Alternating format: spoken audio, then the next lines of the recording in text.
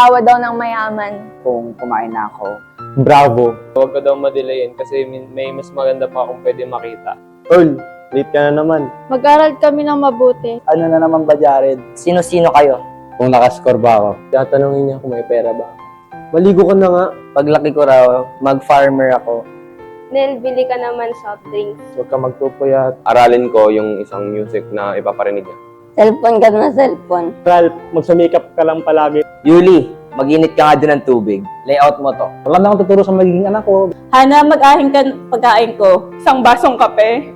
Meeting tayo, meeting.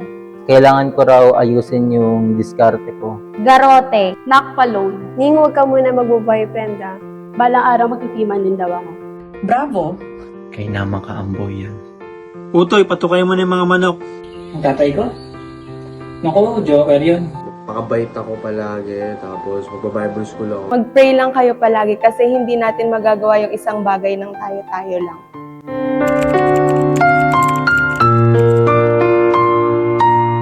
Panahon ng pandemic, pinayagan ako ng office na makauwi sa amin. Basta, hatid sundo niya ako. Nahatid niya ako sa umaga, alas 6 ng umaga or alas 7. Tapos kapag uwian, imbis na 6:30 or 6 lang yung out ko, nag-overtime ako minsan ng mga 8 or hanggang 10. Andun siya para mag-antay sa akin. Kapag nag-road trip kami or umangkas ako sa motor niya, Nung bata pa ako, gusto ko kasi talaga magkaroon ng bike. Kaya binilhan niya ako tapos tinuro.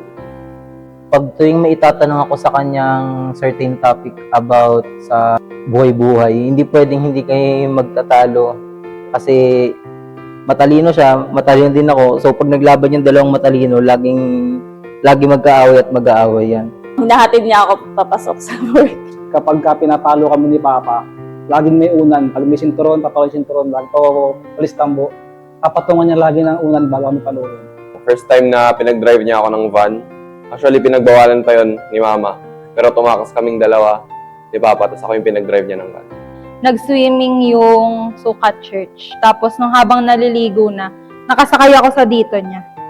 Tapos bigla siyang lumubog sa dagat. Tapos, ang tagal niya doon, hindi siya umaahon. Tapos ako kinabahan na ako kasi hindi din siya gumagalaw.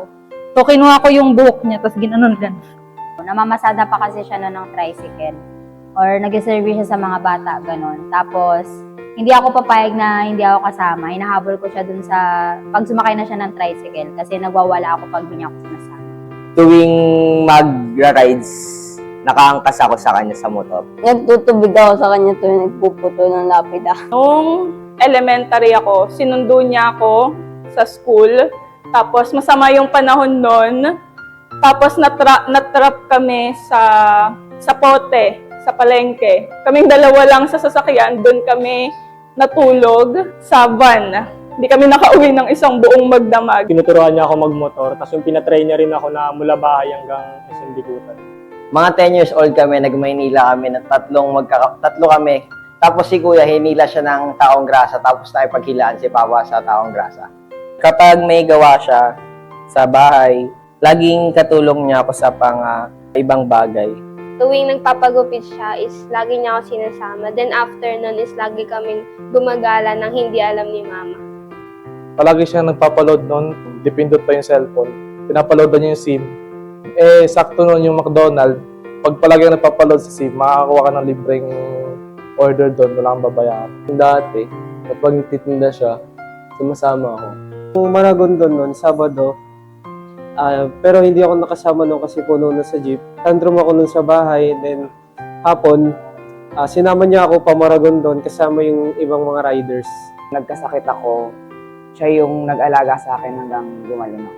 Tuwing galing siya sa trabaho, ginadala niya ako ng laruan na kotse at mga pagkain. Nung bata ako, karga-karga niya ako noon na sinasabi niya sa akin, uwi na akong Bicol, ayoko na dito kasi masyado nung maingay yung mga tao sa labas. Tapos ako, habang sinasabi niya yun, napapaluhan ako kasi ayokong umalis yun sa bahay. Punta kami Maragon doon, tapos umangkas ako sa kanya, tapos nagpares, tapos pinag-drive niya ako. Nung pumunta kami sa RFID, pinalipat kami sa cash. Nung bata ako, gusto kong sumakay sa balikat niya, ipapasan niya ako. Kapag kasi nasama niya ako sa mga rides nila, kasama yung mga ASR. Umuwi siya, galing Greece, after 11 years. Graduating na ako noon na high school. Magiging mabait niyang tatay. Basically, kasi sa aming lahat, siguro, ako Ako yung palagi niyang binibilan ng kung ano-ano man, at saka kung may request ako, madali niyang bigay sa akin ito.